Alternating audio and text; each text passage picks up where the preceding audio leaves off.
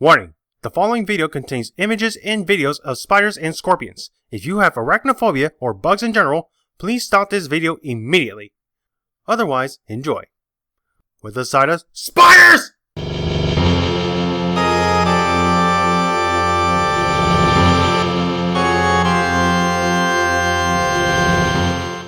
Good evening everyone, I'm Moon Spirit and welcome back to the Moon Spirit Experience. You know what's really scary? Mother Nature. No, seriously, I mean, she could be one scary mother if you royally piss her off. And I'm not talking about natural disasters. Hurricanes? Ha! Earthquakes? Eh. And tornadoes? More like tornady! No, I'm talking about the very creatures that walk on this earth. And I don't mean the big ones, you know, the lions, tigers, and bears. Oh no, I'm talking about the small little ones, you know, the spiders and the insects. I mean, look at this montage I have here.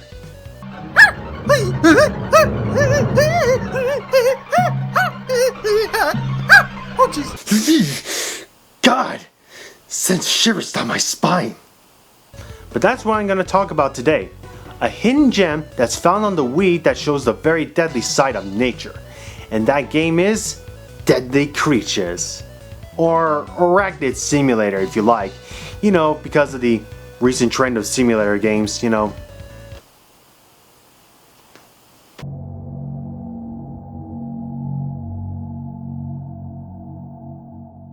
Ever wondered what it would be like to be a spider? No, he doesn't count. Okay, how about a scorpion? No, not him. Not him either. Oh, never mind. Rainbow Studios, the studio behind this game, wanted to give a very unique experience for a video game. But do you know what the publisher of this game has in common with the developer? I'll give you a hint. Their publisher is THQ, so you should know by now. They're gone. The game didn't sell that well either, which is a real shame because this game is actually really good. But not scaring around, let's take a look at Deadly Creatures.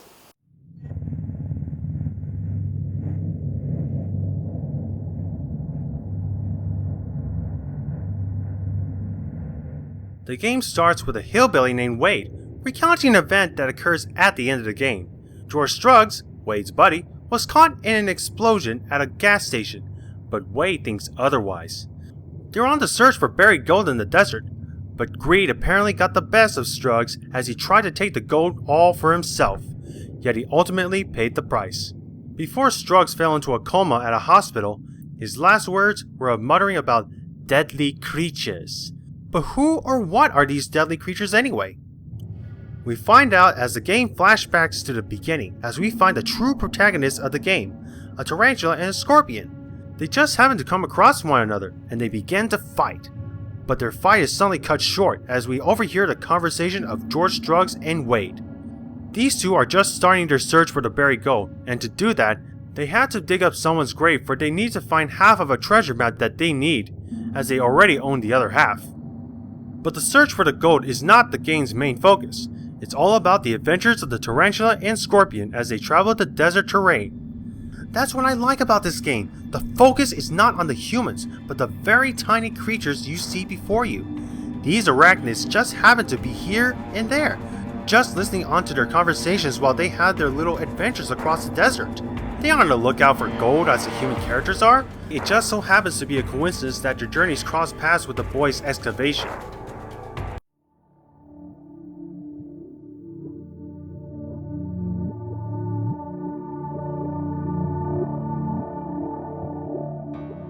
Because this is on the Wii, this system is not well known for their high-end graphics, but for this game, I'd say, so what? You fanboys saying that Wii graphics suck just because they are not in HD, or it's just ugly just because? Get out!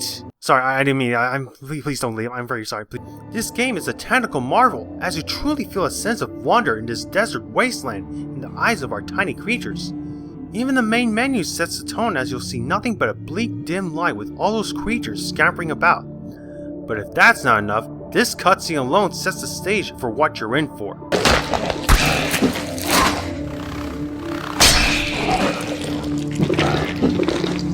Ho! Didn't know nature could be that brutal. The level design for this game is simply breathtaking. Sure, you can traverse over rocks and sand in the desert, but you're definitely not in the middle of nowhere, USA.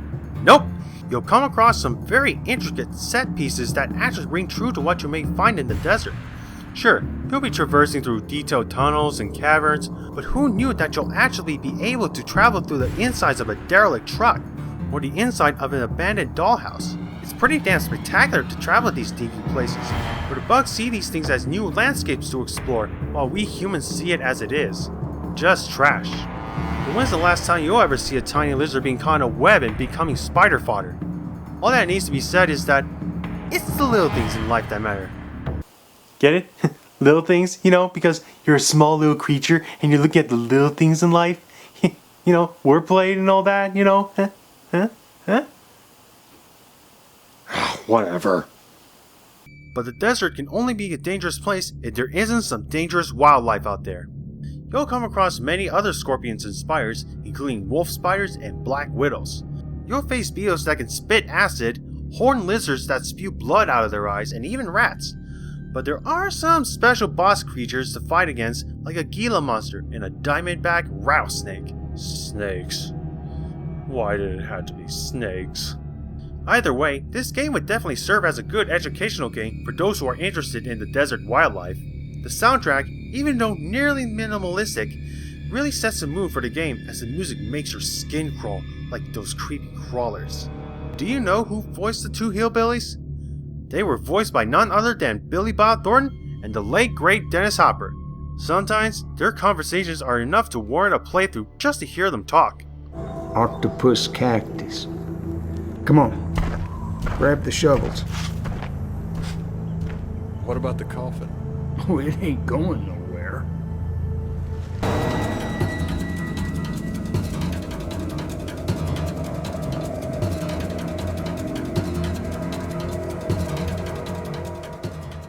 The game is divided in half by 10 chapters, as you'll be playing as both the tarantula and the scorpion. Both of those tiny arachnids have their own special abilities that make their levels and styles distinct. The tarantula is very agile, as she can jump and pounce on her prey, making her the ninja of the desert. For those who didn't know their animals, female spiders are always bigger than the males, but I digress. The scorpion is the more melee of the two, as he can fight with its pincers and stinger to take down its enemies, making it the warrior of the desert. Both of these two tiny arachnids have their own special abilities that make their levels and styles distinct. To attack, you'll have to make use of the A and B buttons and the waggle controls of the Wiimote. Some of the combos can be a little hard to execute due to motion input.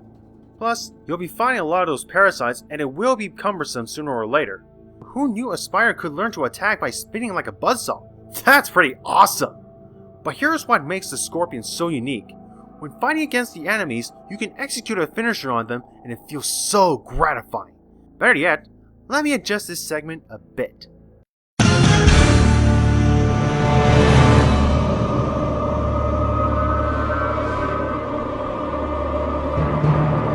Scorpion wins. Fatality. The game does have a leveling system of sorts that helps your arachnids learn new moves to become more deadly.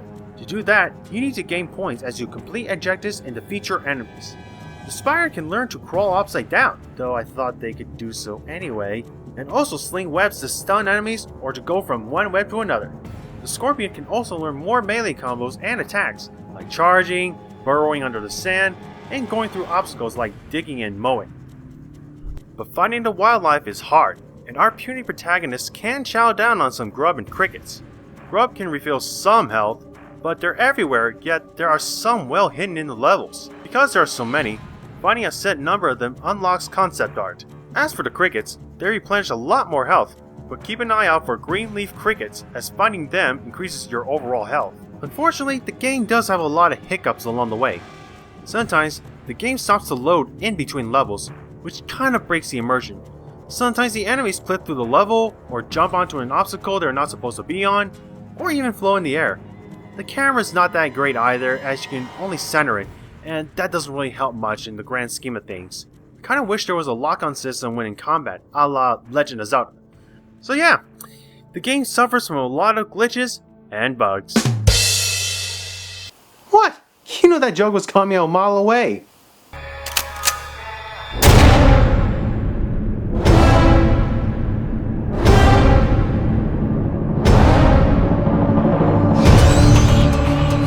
As the two creepy crawlers continue with their journey, Struggs and Wade manage to find the treasure, but Struggs whacks Wade with a shovel, guaranteeing himself all the gold.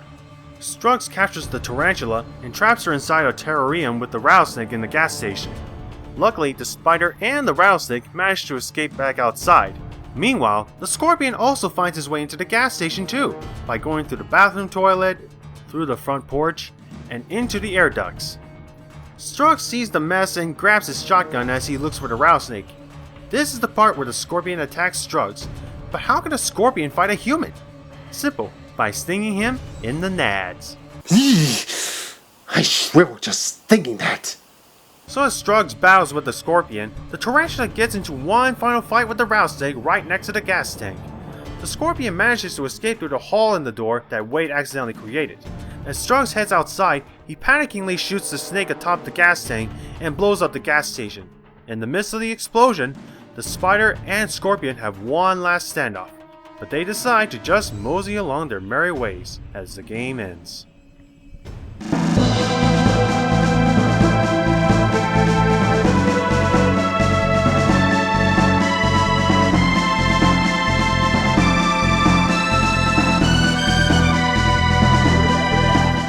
While the game is short, clocking in at 5 hours, I never even noticed how short this game really was, as I found myself captivated in the game's world.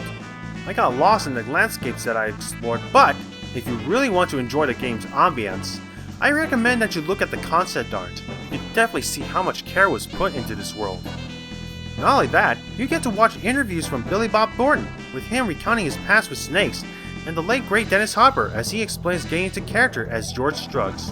And after all that, I definitely would play this game again, just to be immersed in this desolate yet intriguing world. And with all that said, Deadly Creatures is savagely awesome. If I can describe this game in one word, that word would be mesmerizing. The perspective of these puny creatures is astounding, as you truly discover a whole different world compared to what we humans perceive as small. Who knew there were such wonders in the tiniest of places? It's also pretty fun to control these small arachnids for preying on other insects as the tarantula, or fighting off big enemies as a scorpion. You will truly feel like kings of the desert as you take out some of the desert's dangerous wildlife. But this game features the only time Billy Bob Thornton and Dennis Hopper are together in a project. Sure, there are some troubles with the game, but overall, this game is worth it because you'll never play a game like this, and I hope you guys would too. That's all the time I have for y'all today, so until then, I'm Moon Spirit saying good night. In the meantime, let's go hear Billy Bob Thornton and Dennis Hopper converse. Hey, look at this weird rock. Is this like, what's it called?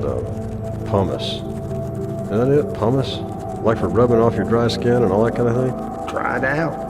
See for yourself. Huh. It all fell apart. That's 'cause it's dried horse crap. What? Well, what'd you do that for? I didn't do nothing. You're the one rubbing crap on himself, and stop messing around.